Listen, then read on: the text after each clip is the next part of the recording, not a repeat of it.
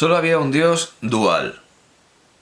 Solo había un dios dual como el cristiano estrino, Ometeotl, cuyos nombres repasa Miguel León Portilla en la filosofía náhuatl estudiada en sus fuentes. Yohualli Ejecatl, que Sahagún traduce como invisible e impalpable. Intloque Innahuaque, el dueño del cerca y del junto. Ipalnemouhuani, aquel por quien se vive. Totecuyo in ilhuicawa intraltipacue, in Mictlane. Nuestro Señor, Totecuyo, nuestro Señor, dueño del cielo, de la tierra y de la región de los muertos. Totecuyo in ilhuicawa intraltipaque in Mictlane. Y por fin, Moyocoyani, el que a sí mismo se inventa. En las frases hechas solo se usa una de las 4 sílabas del nombre Grob, Gob, Glob, Grod, que evidentemente juega con el nombre de Dios en inglés, God. Algunas de estas formas son cuadrilíteras, de lo que, en fin, no puede... claro, son cuadrilíteras algunas, no todas. Grob, Glob y Grod. Gob, Gob no. Y esto nos recuerda la trampa que hizo Athanasius Kircher en su Oedipus Aegyptiacus, en su Oedipus Aegyptiacus, al escribir God como good, para demostrar que el nombre de Dios en todas las lenguas tiene 4 letras, como el tetragrammatón hebreo, aunque en realidad no es tal trampa, porque realmente God está etimológicamente relacionado con good, como devil está relacionado con evil, el diablo con el mal. En la traducción castellana se vierte libérrimamente como bríos, como en el eufemismo voto a bríos. A Demetrio Poliorcetes se lo presentó como a un dios mejor que los hasta entonces existentes, porque tenía ojos y oídos y podía preocuparse de sus súbditos. Y no era de piedra ni de madera, sino de carne y hueso, como lo son estas divinidades de Hora de Aventuras. Pero la verdad es que eso no es una ventaja. Ahora Demetrio Poliorcetes está muerto.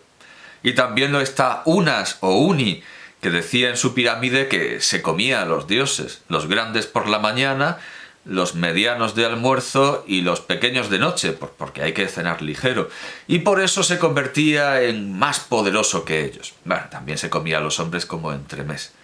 La revolución religiosa de Demetrio Poliorcetes, como tantas otras, no suponía un progreso, sino una regresión, al igual que la de Amenofis IV, que quiso recuperar el papel del soberano en la religión, después de una larga evolución hacia una religión individual fundada en la ética, que empieza precisamente con el texto de Unas o Uni, el primero de los textos de las pirámides, donde lo que parecía estable, como el retiro de un jubilado neoyorquino en California, o de un alemán en Mallorca, o de un español en Benidorm, se revela como mutación y viaje, donde el rey, hasta el rey, necesita orientación y consejo, y donde los sacrificios y la antropofagia son simbólicos y no reales, como sí lo eran con los primeros reyes tiranos de Egipto, que creían que podían dar órdenes a la muerte y que seguirían reinando después de muertos, y disfrutando de sus riquezas y de los servicios de los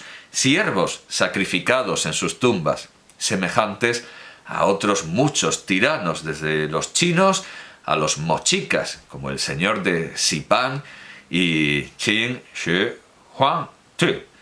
Aunque este último, que antes buscó la inmortalidad por medios ridículos como consumir mercurio, que primero lo volvió aún más loco de lo que ya estaba y luego lo mató, fue convencido, según Sima Qian, para destinar a los soldados que quería sacrificar para su tumba a la frontera, donde serían más útiles. Así que se conformó con los mundialmente famosos soldados de terracota y su aún no desenterrada estatua colosal sobre un mapa de China con ríos, un mapa broncíneo de China con ríos de mercurio. La cámara destinada a los cadáveres quedó vacía y este vacío, cuando los arqueólogos lo encontraron, renovó su fe en el testimonio de Sima Qian. El capítulo 18º de la quinta temporada de Los Simpsons, de Simpsons, Barnes Hare, el heredero de Barnes, de 1994, escrito por Chase Richdale, y el 17º de la tercera de Futurama, A Pharaoh to Remember, un faraón para recordar, de 2002, escrito por Ron Vaina, ridiculizan esta vía de pensamiento. A través del mito de Osiris, como muy bien expuso Sir Ernest Alfred Thompson Wallis Budge, la religión egipcia se hace más humana y el derecho a gozar de los bienes de la vida ultraterrena se extienden cada vez a más población, primero con los textos de los sarcófagos y luego con el libro de los muertos. Estoy pensando que dije en la presentación de Twin Peaks, aquí no lo he anotado, que en la película Stargate, que cuenta con la colaboración de Moebius, en la película Stargate se desprestigia a Butch y el personaje dice, el protagonista dice, yo no sé cómo siguen editándolo. Bueno, no sé si hay temor de que quienes vean una película como Stargate se alejen de Butch porque lo desaconseje un pirado como en una película tan absurda como Stargate, pero Butch tenía razón en casi todo, tenía más razón que un santo, los argumentos que hay para desmontarlo no funcionan. Butch es el que más sabe de religión egipcia, y a lo que se alude en Stargate es a un pirado que para sus teorías de alienígenas, etc., usó el diccionario de Butch, usó los textos de Butch para aprender egipcio y confundió la bibliografía con el significado. No sabía ni usar un diccionario, y alude a eso. No sé en qué estarían pensando los guionistas, pero por supuesto que hay que seguir reeditando a Butch, y se reedita para aprender egipcio. Por supuesto que hay que seguir reeditando a Butch, pero sobre todo, aunque en algunos usos lingüísticos haya quedado cambiado, superado, pues hemos visto que él decía Ab y ahora se dice Ib por corazón. En sus estudios sobre la religión egipcia no hay quien lo haya superado. Se puede poner al lado de Breasted. Quiero decir, hago esta anotación, pero vamos, no creo que nadie use Stargate como un criterio válido sobre lo que merece la pena o no merece la pena ser leído en egiptología, pero bueno, por si acaso. Decía que los bienes de la vida ultraterrena se extienden cada vez a más población, primero con los textos de los sarcófagos y luego con el libro de los muertos. En el libro de las puertas, que aparece en la tumba de Horemheb, quien terminó de arreglar el desaguisado de la religión de Estado de Amenofis IV, comparable a la de Enrique VIII, puede hablarse hasta de universalismo o catolicismo, ya que en el mundo de ultratumba que plantea hay egipcios, asiáticos, nubios y libios. La teología civil, sigo la distinción de Barrón entre teología civil, mítica y natural, comentada por San Agustín en La Ciudad de Dios, lejos de ser una solución a ningún problema humano, es siempre un problema en sí misma, a la que tiene que acabar dando respuesta y solución la teología natural. A quien se haya sorprendido porque se haya expuesto la antigua religión de los egipcios y chinos y el moderno hinduismo como monoteístas, podría repetirles las palabras de un cura que se quejaba desde un púlpito andujareño, se quejaba de un pueblo de Jaén en el que había estado y en el que unos padres se oponían al matrimonio de sus hijos porque las familias pertenecían a cofradías distintas, con advocaciones marianas distintas. Para el vulgo, toda religión es politeísta y todo lo sacro es irracional, como también lo es, según su cosmovisión, todo lo demás. Y además hay que matarse por ello.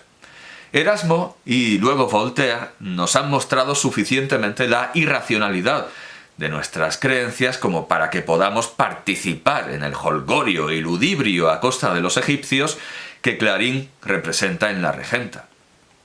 Voltaire y a veces el extraviado filósofo ginebrino pagaban el pato. Pero no, otro caballo de batalla tenía el arcediano: el paganismo, la antigua idolatría. Aquel día, el viernes, estuvo oportunísimo burlándose de los egipcios. Al regente le costó trabajo contener la risa que procuraba excitar Gloucester. Aquellos grandísimos puercos que adoraban gatos, puerros y cebollas le hacían mucha gracia al orador sagrado. ¿Con qué sandunga les tomaba el pelo a los egipcios?, según expresión de Joaquinito Orgaz, religioso por buen tono, y que creía sinceramente que era un disparate la idolatría. Sí, señor excelentísimo, sí, católico auditorio, aquellos habitantes de las orillas del Nilo, aquellos ciegos cuya sabiduría nos mandan admirar los autores impíos, adoraban el puerro, el ajo, la cebolla. Risum teneatis, repetía encarándose con el perro de San Roque, que estaba con la boca abierta en el altar de enfrente. El perro no se reía. Creer que los muertos disfrutan de las riquezas con las que se los entierra es fingir que no están muertos, como las viejas que llevan a los niños a besar a otra vieja muerta, haciendo comentarios absurdos como «Mira qué guapa está». Mi abuela recordaba una situación semejante a la que, naturalmente, no le veía sentido. Mujer del siglo XX frente a las mujeres del siglo XIX. En el comienzo de la, por lo demás infumable, película Poltergeist de Tobe Hooper, de 1982, vemos con un animal amortajado en una caja de zapatos una muestra más de esta vía de pensamiento. Aunque, desde luego, tiene más sentido que los vivos sirvan a los muertos como si estuvieran vivos, como entre los torayas de la provincia indonesia de Celebes meridional, o entre los antiguos chachapoyas de Carajía o el gran pajatén, que la huida hacia la locura que supone matar a los vivos para que sirvan mejor a los muertos. Pedir cosas a dioses que llevan negociados insignificantes y se ocupan de menudencias es como besar el pan después de que se caiga o pedir perdón a la mesa con la que hemos tropezado, y otras muchas idioteces que los padres, para quienes los objetos valen más que las personas, obligan a hacer a sus hijos. Solo tendría sentido pedir perdón al panadero o al carpintero.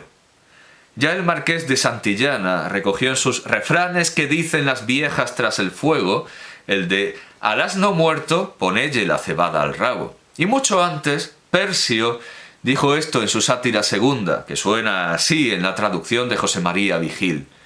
Mas, decid, sacerdotes, ¿por qué insulta el oro al templo?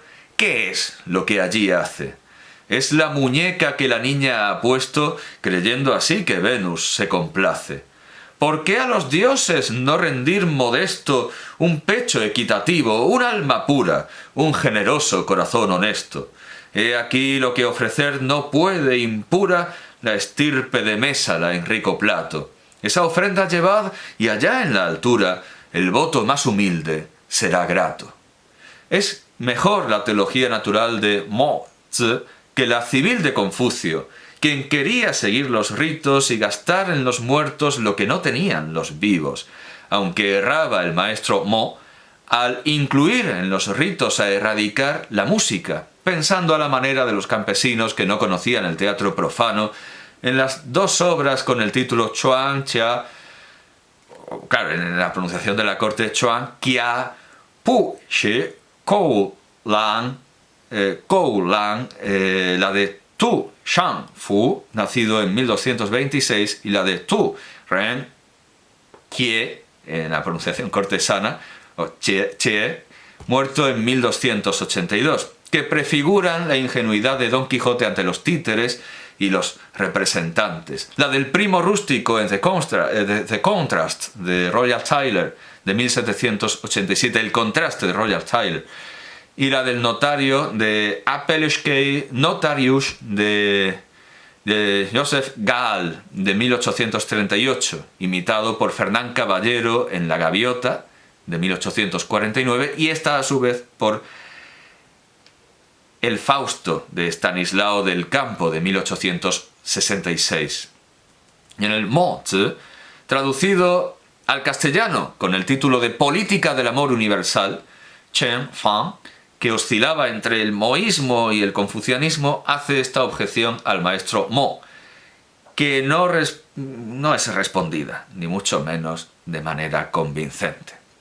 El maestro, dice Chen Fan, ha afirmado que los santos emperadores no hicieron música, pero los antiguos señores feudales descansaban de sus audiencias y tareas de gobierno, oyendo música de campanas y tambores.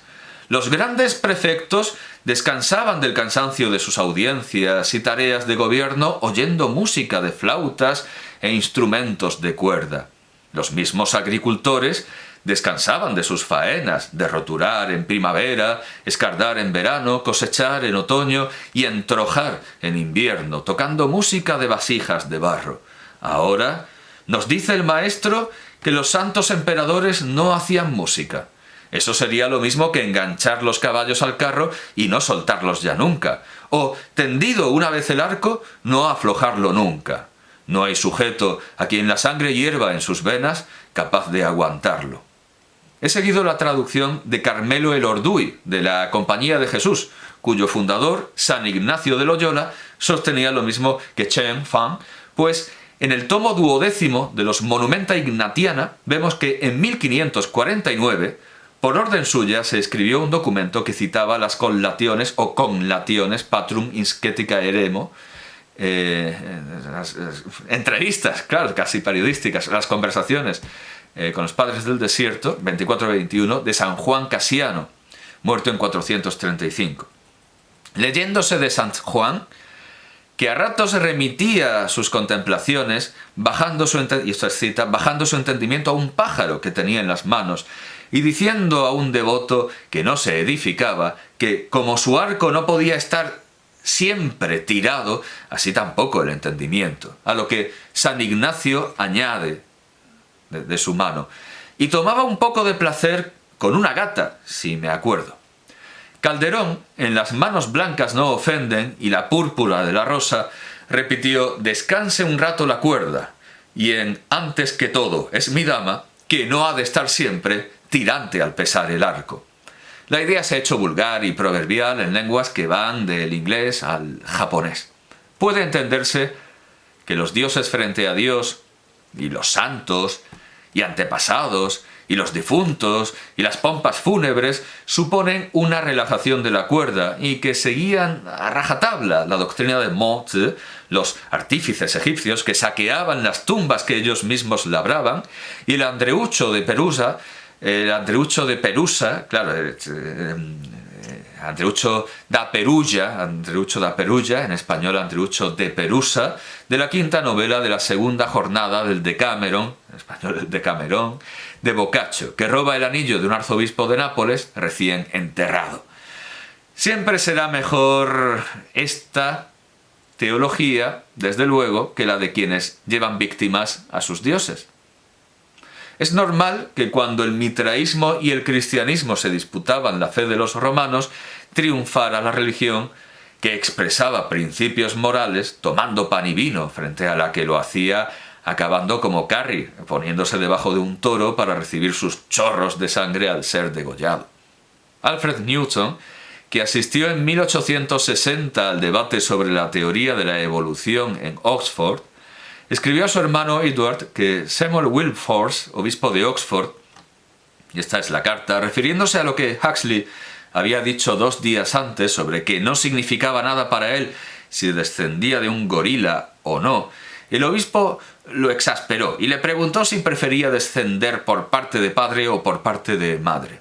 Esto dio a Huxley la oportunidad de decir que antes preferiría tener parentesco con un mono que con un hombre como el obispo, que hacía un uso tan depravado de su admirable y potente elocuencia para intentar ocultar socapa de autoridad una discusión libre sobre lo que era o no verdad. Diríamos también que nos merecen más respeto los bonobos que copulan para evitar problemas que los chimpancés que acumulan piedras, naturalmente sin labrar, como los altares bíblicos, sin ningún propósito conocido, y que entablan guerras sin ningún propósito razonable, si no fuera porque la cópula es por lo común tan forzada como la de las nativas que franca y libremente se ofrecían a los asombrados conquistadores y exploradores de América y Oceanía, y que en realidad eran obligadas por los cobardes reyezuelos y caciques locales en aplicación de la política bonova. Pero si las moras quieren, vale más lo que dice Gonzalo Torrente Ballester en la Crónica del Rey Pasmado de 1989, es decir, mejor que quemar judías es acostarse con ellas, que todos los escritos de los apologetas que no creen en todo lo que defienden, como mostraba Pérez Galdós en Gloria. Hablaba de las judías, yo recordaba que de las moras, pero bueno, tanto da. Estos apologetas que no creen en lo que defienden, o al menos en todo lo que defienden, un día defienden lo natural frente a lo contra natura, y al día siguiente, cuando se enteran de lo que hacen los bonobos, dicen que no tenemos que ser como animales.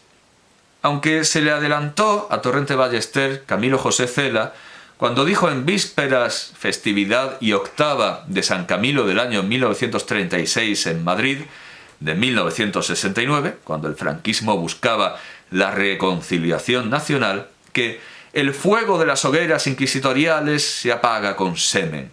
A Miguel Servet lo quemaron en la hoguera porque los calvinistas tampoco joden, ni jodieron jamás a gusto ni lo suficiente. Los calvinistas son más proclives al derecho procesal que al amor. Claro está que a la religión se deben tantos o más crímenes sexuales por comisión que por omisión, y ha sembrado el mundo de hierogamias, hieródulas, devadasis, templos pederásticos como el que Pedro Cieza de León saca de una relación de Fray Domingo de Santo Tomás, y sin olvidarnos, por supuesto, de la idea del débito conyugal, entendido como justificación de la violación. Es perfectamente normal, ya que la mayoría de las religiones han sido disteístas, y las pocas que no lo han sido, la egipcia, la zoroástrica, la jaina, la budista, la cristiana, la musulmana, la Vaishnava, y por supuesto variaciones modernas y bien intencionadas, que a veces son más filosofías que religiones. Todas estas fuerzas que podemos considerar benéficas también han tenido desarrollos disteístas por parte de una inmensa masa de personas rudas y perversas. Llega una religión moderna, de las más modernas, el leninismo. Vemos como el primer maestro de Aitmatov, de 1962, el protagonista, es decir, el primer maestro, enseña a Lenin con amor y entusiasmo, en tanto que en la película de Andrei Konchalovsky de 1965, una película que interpreta un libro breve, cercano en el tiempo y en el mismo idioma que el del director, pues ahí resulta que el primer maestro enseña el leninismo a coscorrones. En la mayor parte de las religiones y de sus desarrollos, los dioses odian a los humanos. Los han creado solo para que los sirvan o para que trabajen. Miguel León Portilla da esta cita de la Historia de los mexicanos. Luego hicieron a un hombre y a una mujer. El hombre dijeron Ushumuco y a ella Zipactonal, y mandáronles que labrasen la tierra y que ella hilase y tejiese y que de ellos nacerían los masehuales, la gente, y que no holgasen, sino que siempre trabajasen. Los usan para hacer apuestas, los destruyen con diluvios porque hacen demasiado ruido. Los mandan a todos directamente al infierno cuando mueren, en cuya colección de horrores han puesto más tiempo, atención y cuidado que en el diseño de la vida del hombre. Les mandan lluvias de fuego, terremotos, plagas, peste, lepra, sarna y almorranas. Les piden que se prostituyan, que se sangren el pene, que se lo corten y se pongan a bailar y a pedir limosna, que se acuesten con sus madres y sus hermanas, o que sacrifiquen gente, les arranquen la piel, se la pongan encima y empiezan a bailar. Una antigua divinidad, la elegida por Amenofis IV, que no lo es en Hora de Aventuras y que no tiene ni ojos ni oídos, el Sol, se dirige así al doble elefante telépata de guerra, una entidad que conoce un precedente, además de en Coatlicue, la imagen de la muerte en la propia serie Hora de Aventuras, en El Ángel Caído, Nedstörtad Engel, de Per Olof Enquist, de 1985. En el 10º capítulo de la 6ª temporada, Something Big, algo grande, de 2014, el Sol se presenta así. Hola, elefante. Soy más viejo que tú. Algún día destruiré el sistema solar. Lo que era y lo que será no tiene sentido. Quizá deberías plantearte si solo eres un montón de carne de 2 cabezas camino del colapso, o si albergas en tu alma la memoria de 1.000.000 de estrellas muertas. ¿Cómo encenderías una vela sin cerillas? Lo que sabemos confirma lo que muchos pueblos han creído, que nuestro mundo material está diseñado para destruirse. En 2014 vemos también al Sol devorando a su sistema en el capítulo de Regular Show, Vídeo 101, este vídeo crítico con las cosas raras, porque sí. El año siguiente, y el Sol devorando al sistema solar es una de las cosas raras, porque sí, de este vídeo que sus propios autores juzgan malísimo. Y el año siguiente, 2014, encontramos 2 piezas que insistían en que el Sol destruiría el sistema solar. El capítulo 28º de la 3ª temporada de The Amazing World of Gumball, de Ben Bokele, titulado The Question, que resume capítulos de la primera temporada en donde se había reflexionado sobre si era mejor ser idiota o inteligente, etc. Digamos que todo está resumido, todas las doctrinas filosóficas del del asombroso mundo de Gumball están resumidas en la pregunta, la cuestión de 2015. Y la tira gráfica de Infomierda, Pablo Picasso, con el siguiente texto. Nace en Málaga en 1881. A la edad de 8 años realiza su primer óleo, El pequeño picador. Con las señoritas de Aviñón se convierte en la figura clave del cubismo. Vivirá sus últimos días en Moulins, dedicado a la pintura y a la cerámica. Fallece en 1973, pero su legado pasará a la historia. Finalmente, el Sol engulle a la Tierra y al carajo la obra de Picasso. Esto es lo que hay. Aunque quede más poético lo de la memoria de 1.000.000 de estrellas muertas, que evidentemente no pueden tener memoria porque no tienen cerebro. Entiendo que el doble elefante telépata de guerra, a pesar de ser telépata y parecer un problema filosófico de Vasubandhu, entiende mal el Konkan o Koan, empezando porque no parece un Koan, no parece un Kon, sino no me parece una cuestión irresoluble para llegar al despertar, al nirvana, al samadhi, al satori. No parece una pregunta sin respuesta, sino una pregunta que se puede responder con facilidad a través de los textos canónicos. Concretamente del 10º capítulo del Sutra de los 42 capítulos, un texto antiquísimo que fue uno de los primeros contactos de Schopenhauer con el budismo, pero que ha llegado a la serie deformado. No a través, como en el caso de Schopenhauer, de Joseph de Guigne y de Julius Klaproth, sino por el libro The Teaching of Buddha, de la Sociedad para la Promoción del Budismo, Bukkyo Dendou Kyokai, que lleva reimprimiéndolo y distribuyéndolo desde 1934. Así que evidentemente es fácil que se haya convertido en un libro popularísimo. La respuesta sería que una vela, una antorcha en el texto original, ya que no había velas en tiempo de Buda. Y no hablemos ya de cerillas, no hablemos ya de cerillas. Las velas vinieron desde... que no, en absoluto. Las velas entraron pues como en el 200 antes de Cristo, más o menos. No había velas en tiempos de Buda. Y cerillas ya ni hablamos, ya que diga un mechero, que Buda se saque ahí un mechero.